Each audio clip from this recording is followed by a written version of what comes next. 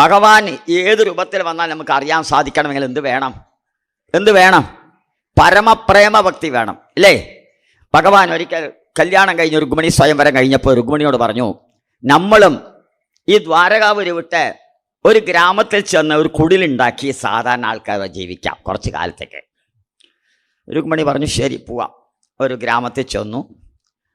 ആ ഗ്രാമത്തിൽ ചെന്ന് കുടിലുണ്ടാക്കി അവിടെ താമസിക്കാൻ തുടങ്ങി.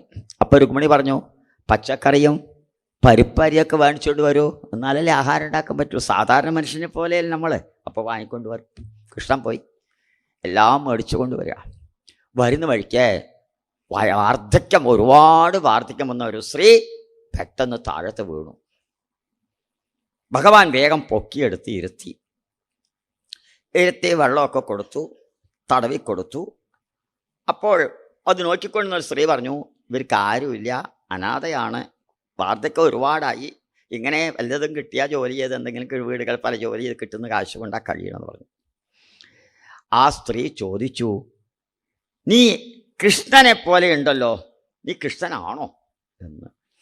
ഭഗവാൻ അമ്പരന്ന് പോയി. എൻ്റെ ഭക്ത, ഞാൻ ഏത് രൂപത്തിലും വന്നാൽ എന്നെ കാണാൻ സാധിക്കുന്ന ഒരു ഭക്ത.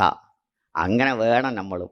ഏത് രൂപത്തിൽ വന്നാലും ഭഗവാൻ നമുക്ക് കാണാൻ സാധിക്കണം. കൃഷ്ണൻ പറഞ്ഞു, എന്നെ അമ്മയുടെ മകനായി വിചാരിച്ചോളൂ എന്ന് പറഞ്ഞു. അപ്പോൾ അമ്മ പറഞ്ഞു, എന്നാൽ എൻ്റെ വീട്ടിലേക്ക് വാ, ഇനി എൻ്റെ മകനാണെന്ന് പറഞ്ഞില്ലേ, എൻ്റെ വീട്ടിലേക്ക് വന്ന് കുറച്ച് താമസിക്കുക എൻ്റെ കൂടെ.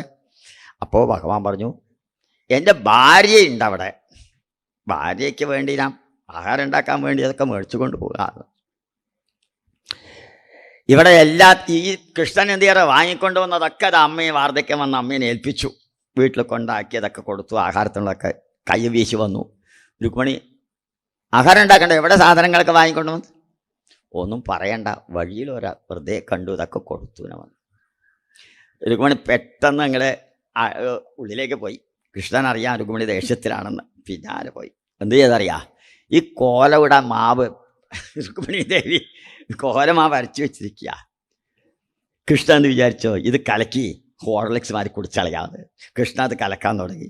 രുക്മിണി പറയാണ്, ഇത് കലക്കാനുള്ളതെന്നല്ല, അത് കോലവിടാനുള്ള മാവാണ്, ഇത് കഴിക്കാൻ പറ്റുന്ന മാവല്ല എന്ന് പറഞ്ഞു. കൃഷ്ണൻ ചിരിച്ചു, രുക്മിണിയും ചിരിച്ചു. സങ്കടം തീർന്നുവല്ലോ ഇപ്പോൾ രുക്മിണിയുടെ. അപ്പോൾ ഭഗവാൻ ഏത് രൂപത്തിൽ വന്നാലും നമുക്ക് കാണാൻ സാധിക്കണമെങ്കിൽ പരമ പ്രേമ ഭക്തി വേണം, അല്ലേ? ആ ഭക്തി എവിടെ നിന്ന് കിട്ടും? സജ്ജന സംസർഗം കൊണ്ട്.